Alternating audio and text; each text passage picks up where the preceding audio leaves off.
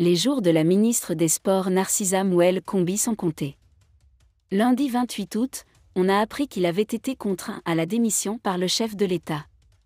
Désolé de vous interrompre, ce rapport peut contenir des commentaires soumis au choix de l'auteur. S'il vous plaît, si vous êtes nouveau sur cette chaîne, veuillez vous abonner et activer la cloche de notification.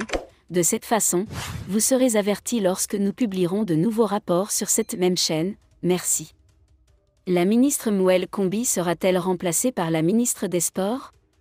Quoi qu'il en soit, selon nos confrères du journal, le Zénith est paru aujourd'hui.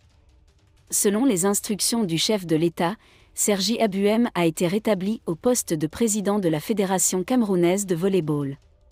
Cette décision a été prise après une marche déstabilisatrice organisée par le ministre des Sports, qui a conduit à une situation terrible. L'administration de la fédération, la défaite dévastatrice lors de la compétition féminine camerounaise de volley-ball en 2023, la mauvaise gestion des fonds publics destinés à cette compétition dans le cadre et de graves soupçons de harcèlement sexuel de la part de l'agresseur lui-même, lit-on lundi dans le journal. Donc, si l'on s'en tient au message du Zénith, il faudrait remplacer les ministres lorsqu'ils démissionnent ou sont limogés. Par ailleurs, on nous informe que les dernières heures du changement ministériel seront prêtes dans quelques jours. Les chances que la Mouel Combi perdure sont minces. Même si ce nouveau scandale n'est pas révélé au grand jour, certains analystes en ont vu plusieurs autres, dont l'ancien président de la fédération, ceux du Mbombo Njoya. Aux dernières nouvelles, Paul Ariel Olomo, désigné cible de harcèlement sexuel par le journal Le Zénith, a quitté le Cameroun. Le volleyeur va désormais évoluer chez Sandier. Si je choisis de quitter le Cameroun, pour qu'en 2023/2024 jouerai à Sandier dans la saison de ceci est uniquement pour un défi personnel.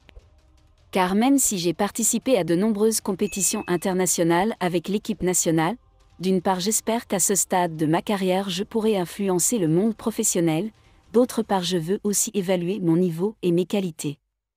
Posséder. Cela a été prouvé ces dernières années, explique-t-elle. Eric Essonneau Tsimi est formel. Paul Biya doit absolument libérer la voie en 2025, les Camerounais ne doivent pas accepter les principes de sa candidature. Cela fait des années que nous nous moquons des Algériens en Afrique du Nord. Mais ces gens se sont soulevés pour renverser Bouteflika et nous avons les larmes aux yeux, a-t-il poursuivi. Biya, 93 ans, en 2025, n'a plus les capacités physiques et cognitives pour résoudre le moindre problème.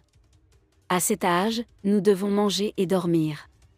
Faisant référence au long règne de Biya, Eric Essonneau Tsimi a affirmé qu'un mandat illimité de 7 ans ne reflète pas l'évolution des mentalités en Afrique et dans le monde en général. S'il veut se présenter à nouveau, je soutiens un coup d'État.